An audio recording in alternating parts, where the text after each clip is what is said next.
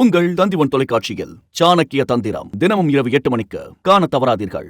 கடலூரில் குளத்தில் மூழ்கி மாயமான ITI மாணவனை தேடும் பணி 6 மணி நேரத்திற்கும் மேலாக தொடரும் நிலையில் மாணவனின் உறவினர்கள் சாலை மறியல் போராட்டத்தில் ஈடுபட்டு வருகின்றனர். அந்த காட்சிகளை தற்பொழுது பார்த்து விடுவோம்.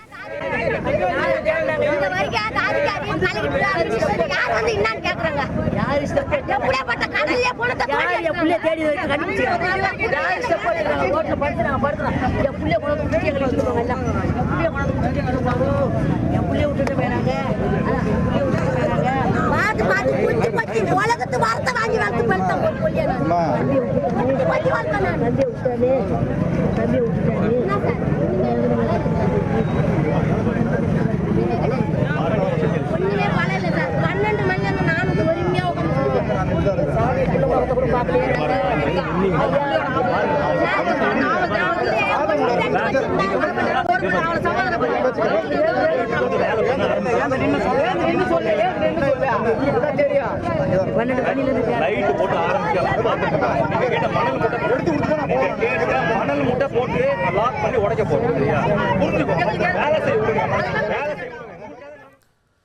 செய்தியாளர் தேவநாதன் இணைகிறார். தேவநாதன், மக்கள் எதற்காக போராட்டத்தில் குதித்துள்ளார்கள்? அந்த மாணவன் தற்பொழுது எங்கே இருக்கிறார்? என்ன ஆனது? லேட்டஸ்ட் தகவல்களை சொல்லுங்க.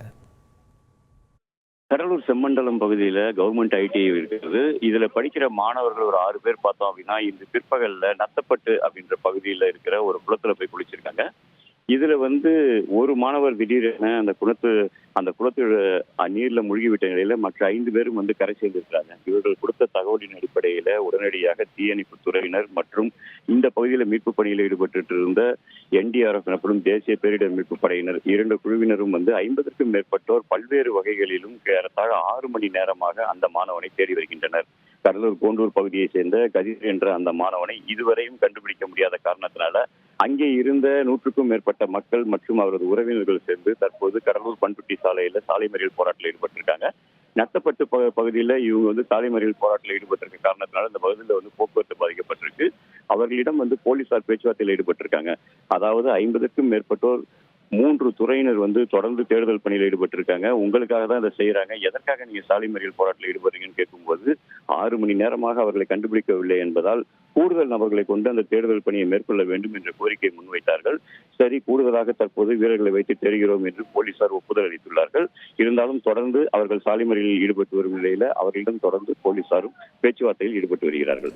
உங்களுடைய தகவல்களுக்கு நன்றி தேவநாதன். உங்கள் தந்திவன் தொலைக்காட்சியில் சாணக்கிய தந்திரம் தினமும் இரவு 8 மணிக்கு காண தவறாதீர்கள்.